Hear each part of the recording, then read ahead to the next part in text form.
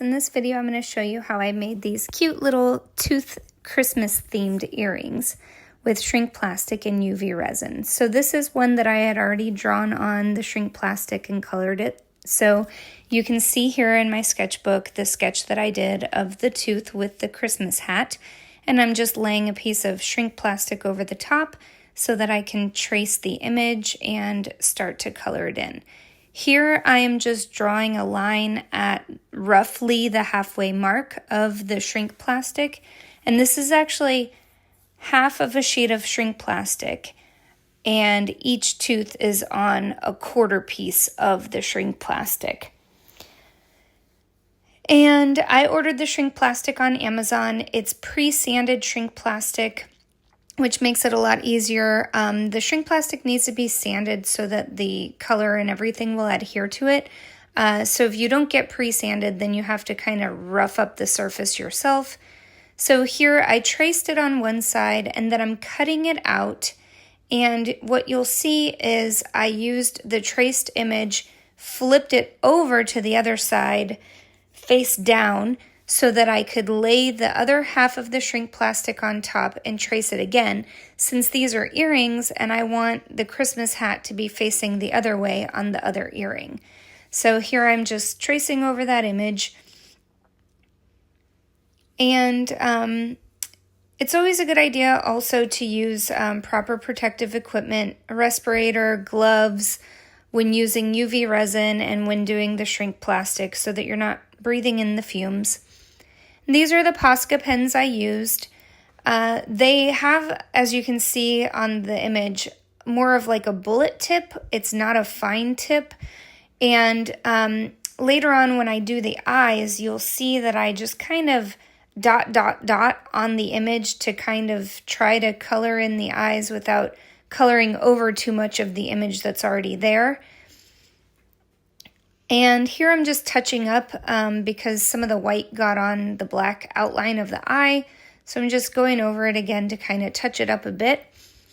And as you can see, I didn't color it in completely opaque with the white. And that's totally fine because once it shrinks, the color really condenses.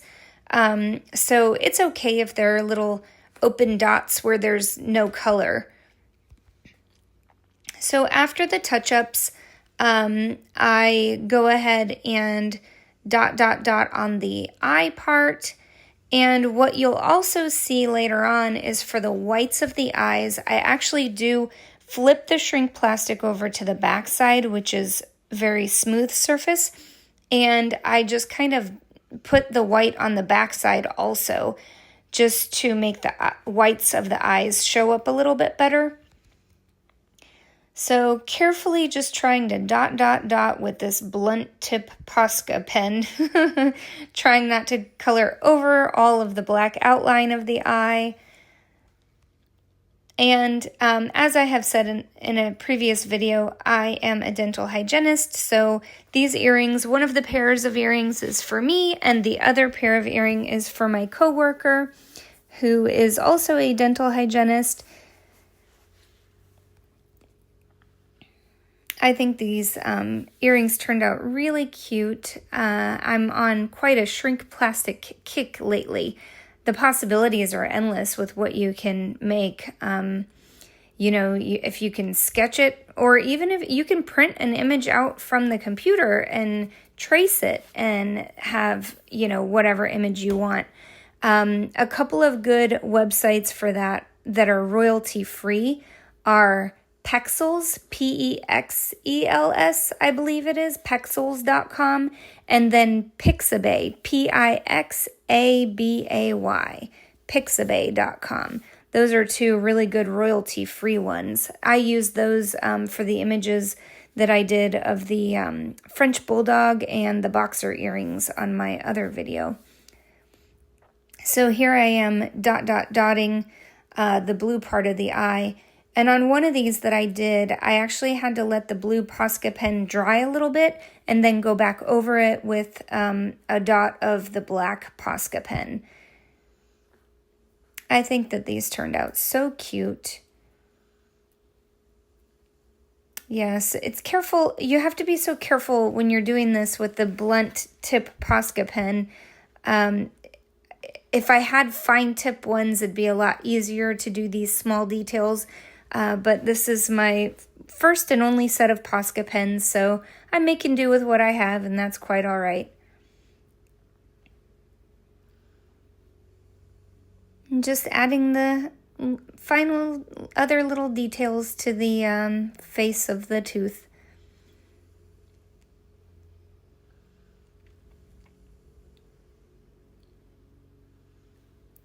Little pink nose.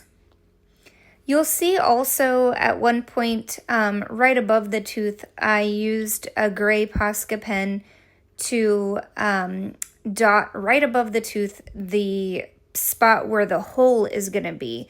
It's not necessary really to draw that spot on there, but I do it as a reminder to myself. I have made shrink plastic things before that were meant to be earrings and have forgotten to punch the hole in. So drawing a little spot where the hole is meant to be helps to serve as a reminder to me to actually punch the hole.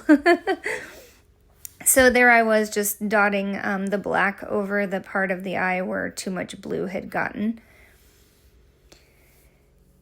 And after adding the details on, then you just cut out the shrink plastic.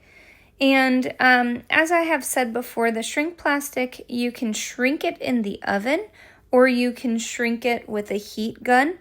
I choose to use the heat gun to shrink it because it's easier for me to just do everything right here in my craft room.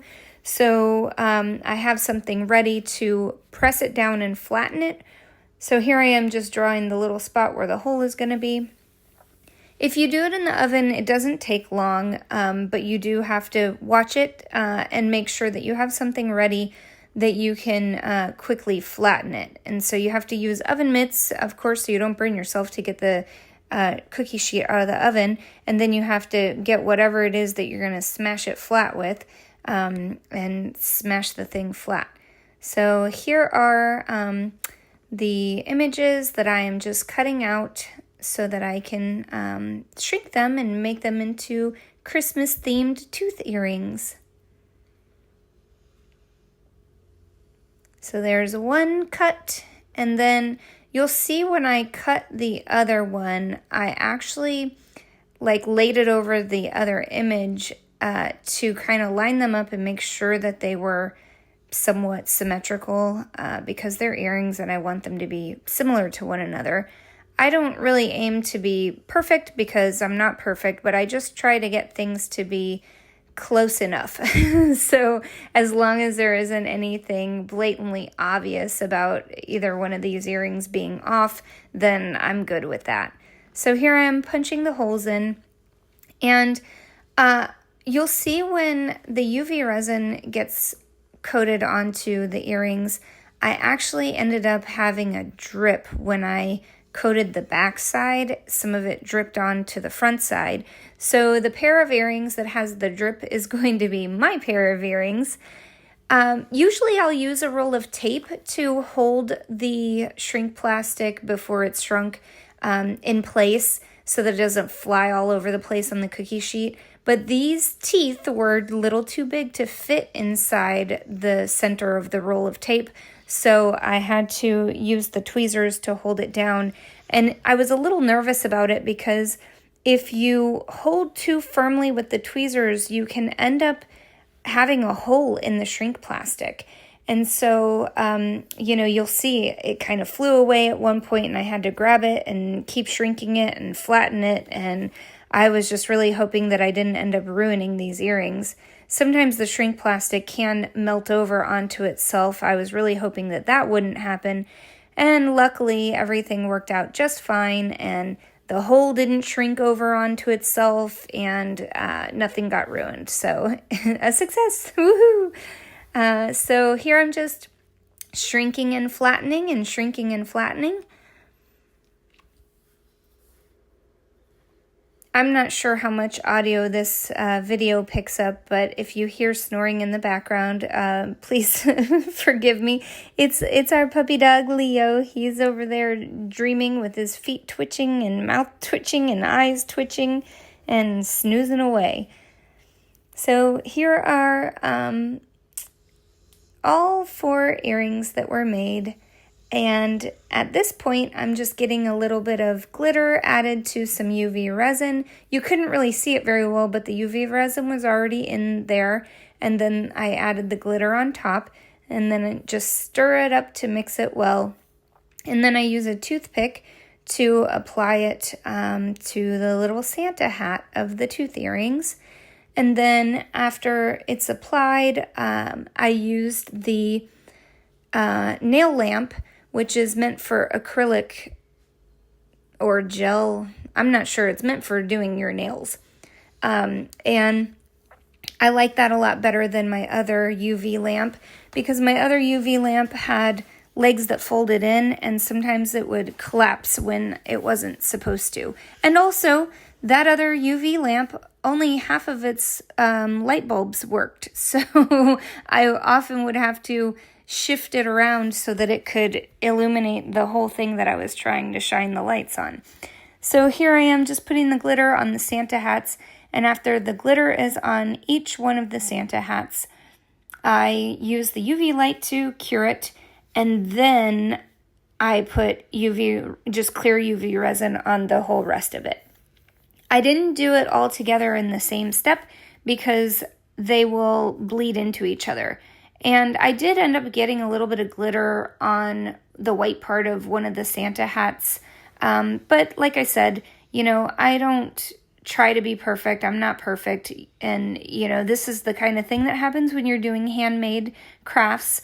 There's going to be variety, and they're not all going to turn out exactly the same, and there will be little blemishes, and I accept that and embrace it and move on. The whole point is to have fun and make something cute, and I don't worry about somebody putting these underneath a magnifying glass and inspecting them.